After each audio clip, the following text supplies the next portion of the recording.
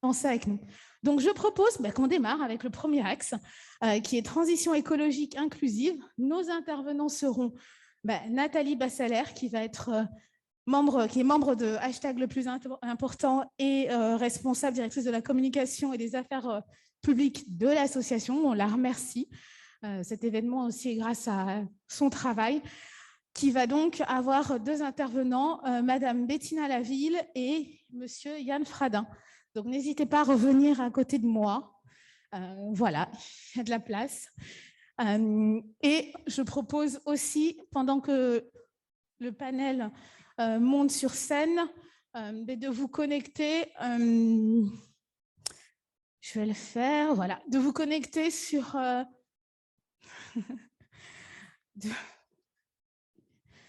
On est plusieurs à avoir la zapette, je crois. Voilà, je vous propose aussi en même temps, pendant que tout le monde s'installe, de vous connecter. Oui, si on est plusieurs sur la zapette. Voilà. Vous avez accès donc pour voter. Voici le lien. Donc, n'hésitez pas, pour ceux qui sont dans l'hémicycle, à vous connecter avec le QR code qui s'affiche. Pour ceux qui sont sur Zoom, je pense que le lien vous est transféré. Donc, n'hésitez pas aussi à vous connecter. Les propositions vont être données par Nathalie Bassaler qui va démarrer. Et puis, pendant le débat, on reviendra vers vous pour avoir vos retours. Merci. Merci beaucoup, Sabine. La zapette, super. Alors, donc, je vais restituer un petit peu les premiers éléments sur la transition écologique. Pour commencer, quelques premiers messages clés. On sait qu'avec la transition écologique, en fait, il y aura peu de nouveaux métiers de créer. En revanche, les compétences de nombreux métiers sont amenés à évoluer. On pense à celles qui impactent le cœur de métier historique sur l'agroécologie ou sur le bâtiment, qu'on pense aussi aux besoins de compétences, de coordination dans certaines filières, je pense au bâtiment, ou même de coordination entre métiers pour l'éco-conception dans l'industrie. Pour autant, certaines filières de la transition écologique sont en pénurie de main-d'œuvre et sont confrontées à des problèmes de métiers industriels en tension. Et c'est ce manque de disponibilité de compétences et de nature à freiner de manière assez significative le développement de certaines filières. Je pense en particulier à la filière des énergies renouvelables. Troisième élément de constat, c'est que globalement, les estimations montrent que la transition écologique est potentiellement destructrice d'emplois dans les activités qui sont basées sur les énergies fossiles ou qui sont consommatrices de CO2.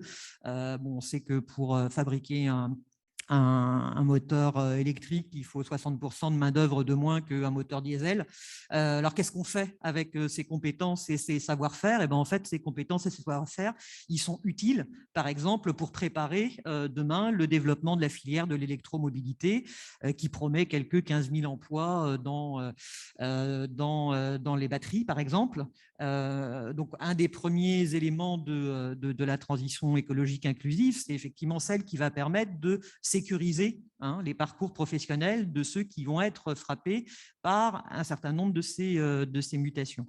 Mais la transition écologique, c'est aussi, et les chiffres le montrent, une formidable opportunité de création d'emplois, près d'1 million à l'horizon des 10-15 prochaines années, qui peuvent être effectivement autant d'opportunités pour les jeunes, pour ceux qui sont les plus éloignés de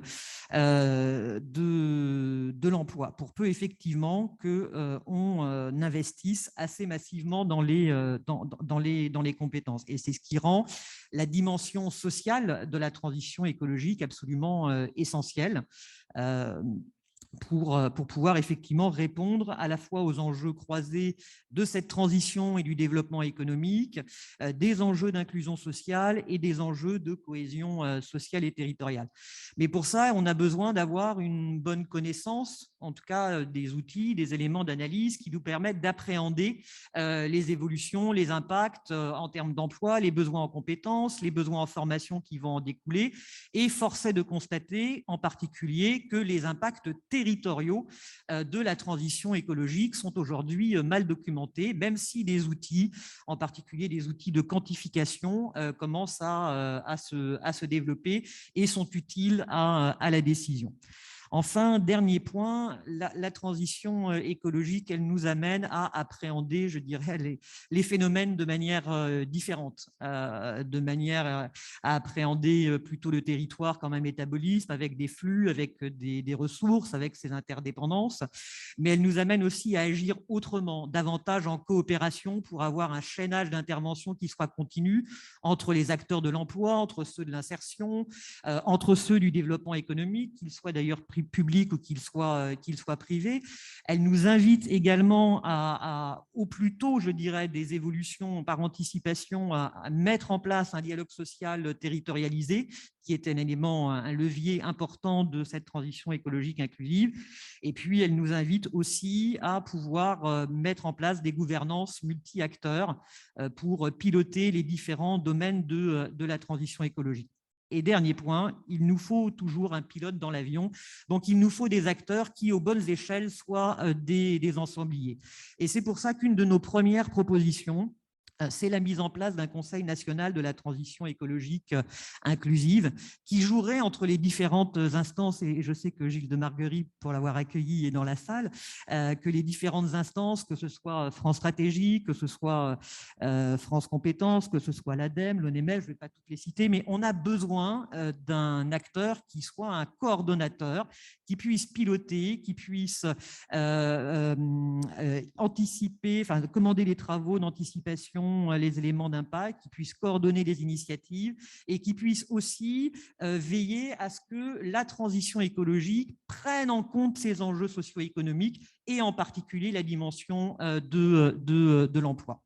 Deuxième proposition, mobiliser les fonds existants, que ce soit les fonds français, je pense au fonds d'investissement à venir, à ceux liés à France 2030, à ceux de BPI, de l'ADEME. Voilà, il y a de nombreux fonds qui viennent en soutien de la transition écologique.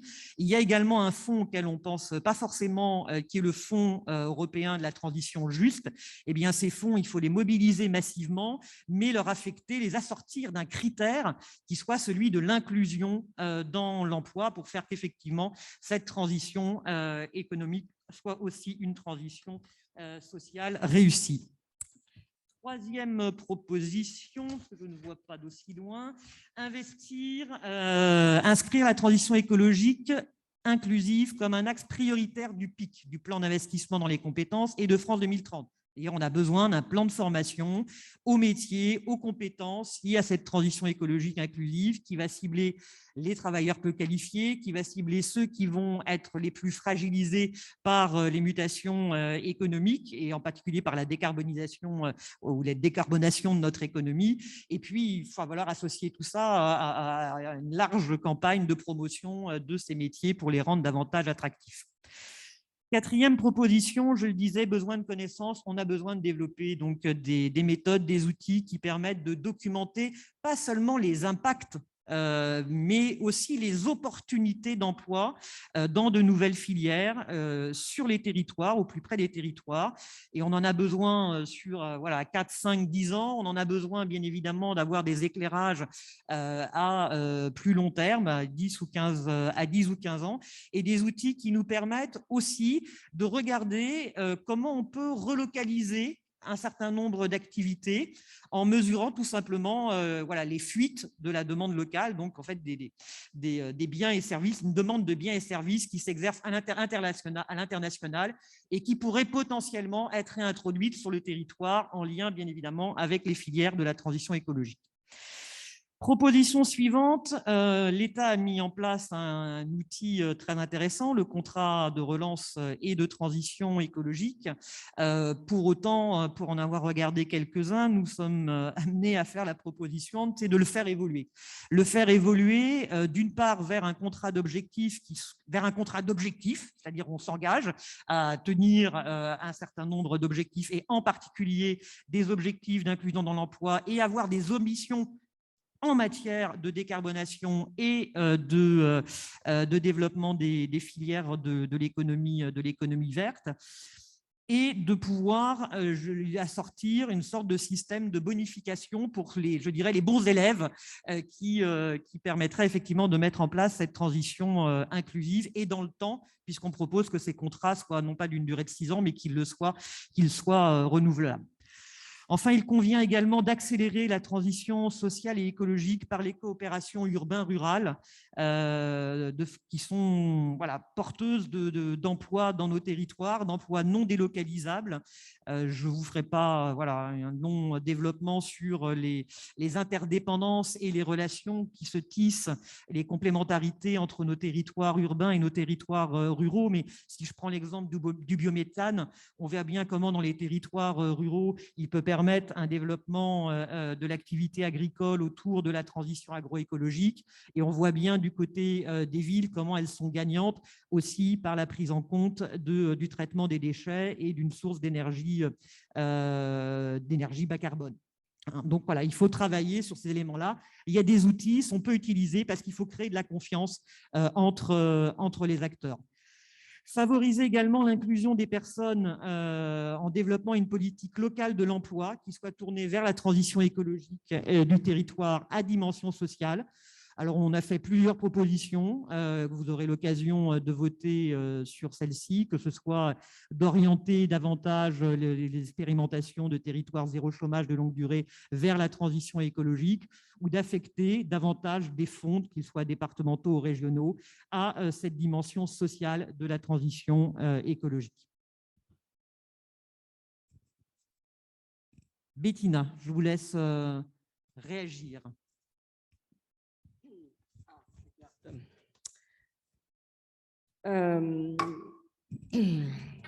Каждый день мир и никогда война. J'ai la chance de parler un peu ukrainien et j'ai décidé tout ce que durerait cette guerre de commencer toutes mes interventions par un mot en ukrainien. Mais la traduction.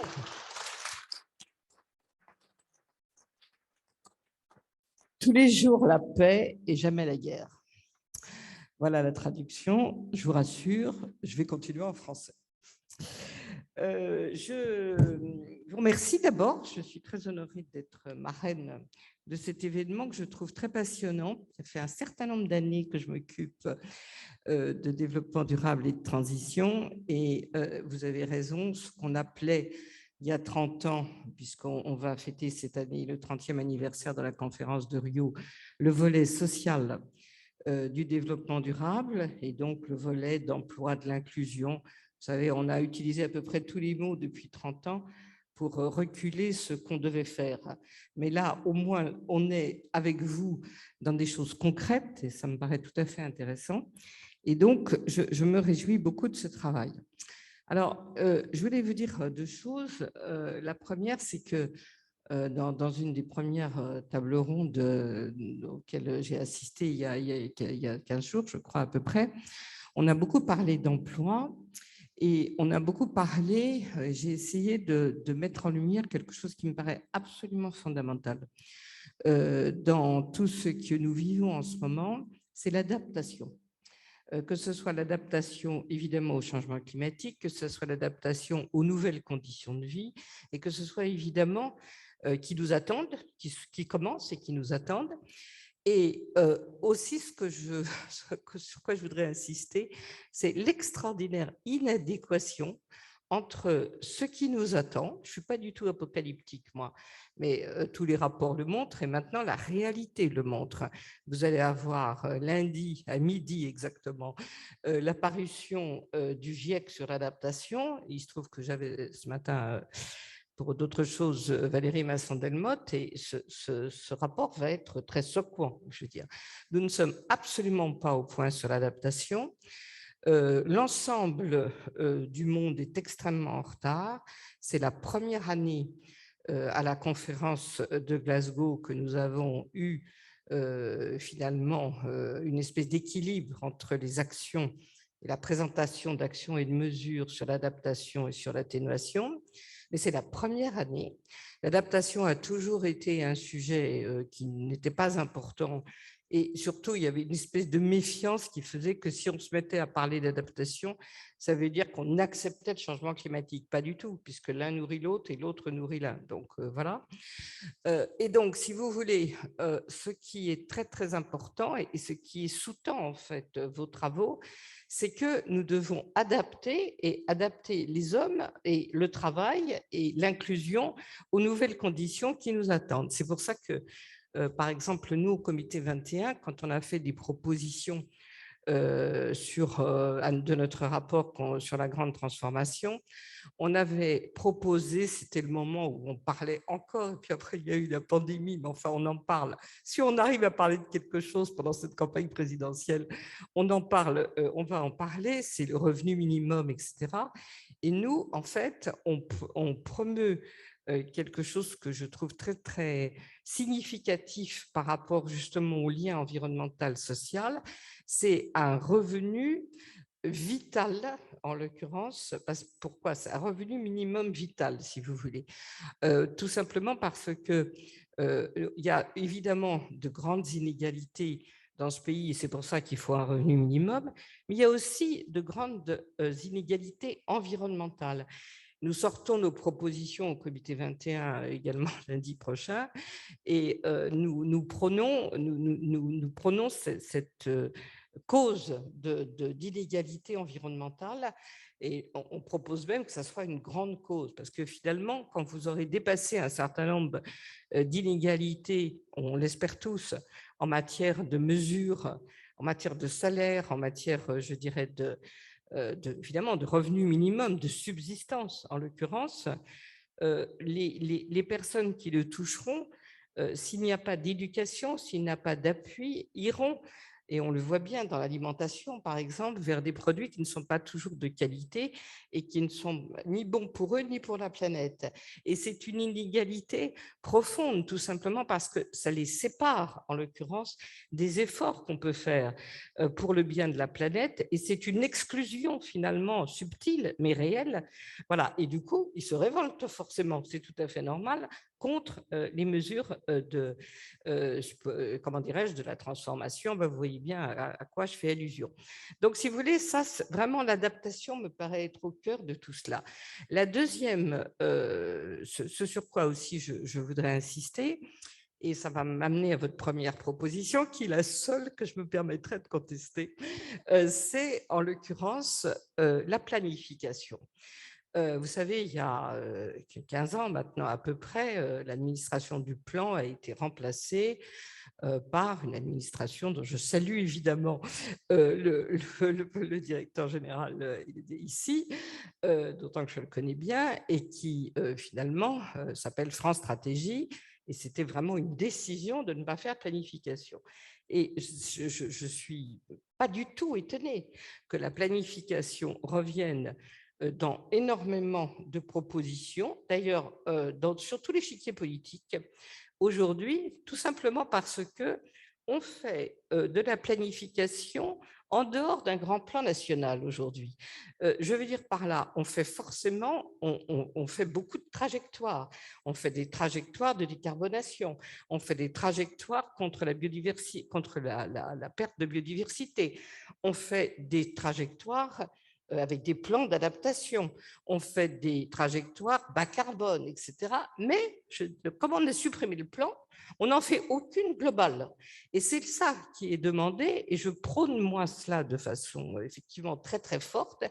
Et du coup, pourquoi je me permets, alors que je suis tout à fait d'accord avec les autres, de contester la première proposition, parce que je crois qu'il faut la remplacer peut-être, si vous me permettez, par une proposition un peu plus forte, qui est un plan pour l'inclusion écologique, etc. C'est-à-dire, en fait, faire... alors, il y a quelqu'un qui vient de le faire, c'est The Shift Project, hein, qui a pris tous les secteurs et qui s'est demandé comment on faisait pour transformer tous les secteurs de l'économie par rapport à la nécessaire décarbonation. Mais justement, ils oublient complètement, enfin, il y a une toute petite partie sur les métiers. Et ils oublient en fait deux choses qui sont très importantes et qui bloquent aujourd'hui la transition, c'est le double facteur humain. Le facteur humain en matière de formation et le facteur humain en matière d'acceptabilité. Et tant qu'on n'aura pas rajouté à la transformation des secteurs, ça autrefois le plan le faisait, évidemment pas sur la transformation, puisque à cette époque-là, on n'avait pas compris.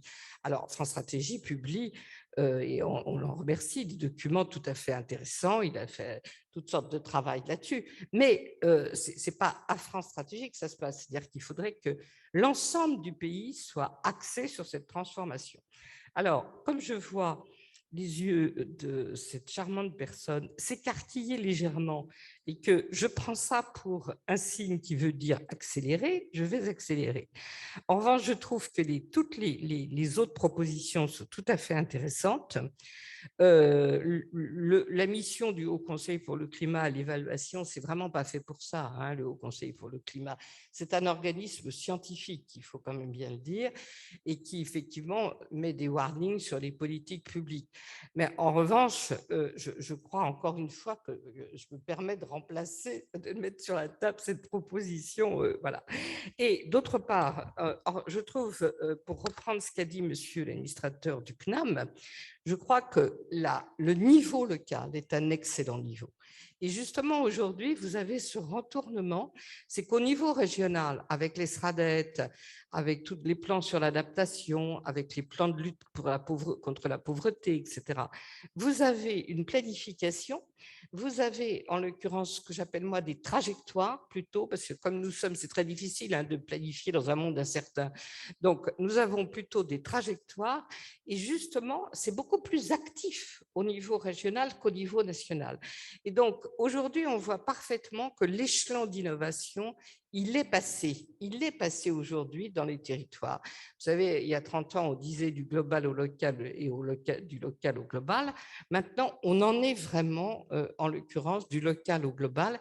C'est pour ça que toutes les propositions, et particulièrement, j'aime beaucoup celle de transformation du CRTE à la fin, sont très, très utiles parce qu'on voit qu'il y a une volonté de changement très, très importante au niveau des territoires. Ce sont les territoires qui se rendent compte aujourd'hui des changements climatiques, des bouleversements climatiques, mais ce sont aussi les territoires qui résistent aux changements globaux, tout simplement parce qu'il n'y a pas de passerelle entre les deux. Pardon d'avoir été un peu longue.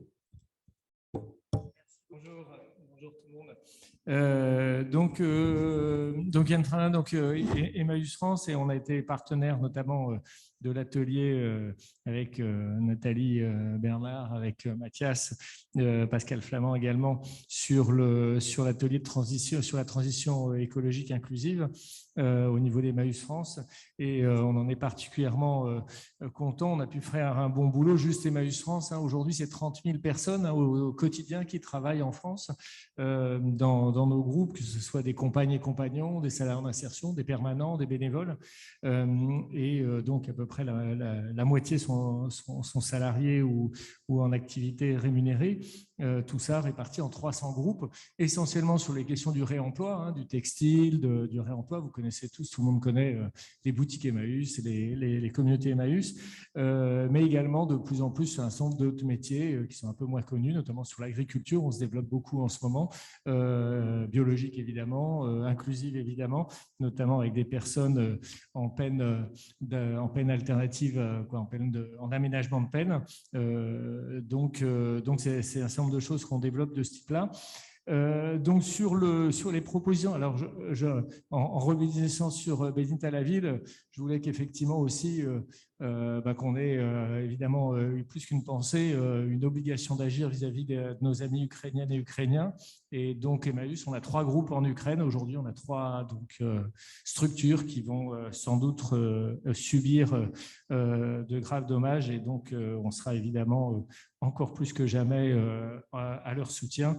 Et effectivement, c'est vraiment un enjeu majeur pour la démocratie qui nous est posée aujourd'hui et à nous toutes et tous. Donc, effectivement, la société civile est importante et on le voit justement dans des crises comme ça où elle n'est jamais assez importante et je vais y revenir dans les réactions propositions. Alors, les propositions, notamment sur les questions territoriales, nous semblent effectivement, vous l'avez dit, très, très importantes et fortes, mais attention aussi puisque souvent les collectivités sont bridées, et vraiment bridées par le carcan. Souvent, on dit le carcan européen, mais la plupart du temps, c'est quand même plutôt le carcan national. C'est la manière dont la France interprète les directives européennes, où en général, c'est toujours restrictif, en tout cas, sur l'économie sociale et solidaire. C'est jamais progressif, c'est jamais ambitieux, c'est toujours beaucoup moins et toujours moins, ou en tout cas toujours plus cadré administrativement. Donc là, on a un enjeu majeur de ce point de vue-là et qui bloque évidemment beaucoup de choses. Notamment, et il est évoqué dans la proposition 42 donc sur la transition écologique des territoires, effectivement, et la 43 sur les territoires ruraux ou les territoires politiques de la ville, qui effectivement sont des zones souvent qualifiées de zones blanches en termes d'action publique, ou en tout cas grises, et donc il faut renforcer, et là où on a beaucoup à faire. Pour ce qui est de l'emploi, le deuxième grand volet, je dirais, de ce sujet, de notre sujet, c'est la question de l'emploi. Effectivement, il y a peut-être peu de métiers, mais il y a beaucoup d'emplois.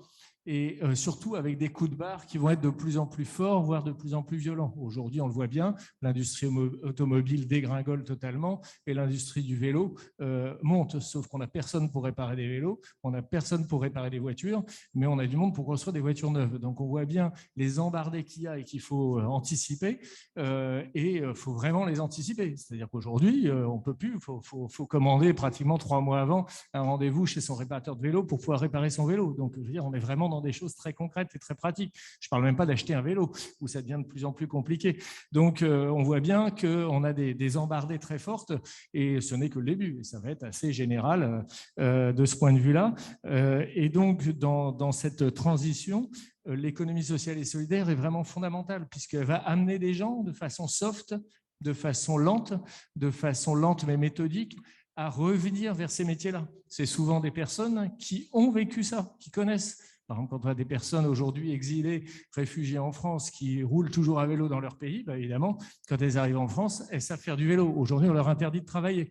Donc, je veux dire, on est dans un système un peu complètement fou, où on n'a pas d'emploi, mais de l'autre côté, on interdit à des gens de travailler, etc., sur des prétextes un peu alambiqués, voire très alambiqués. Donc, vraiment, là, on a des enjeux majeurs.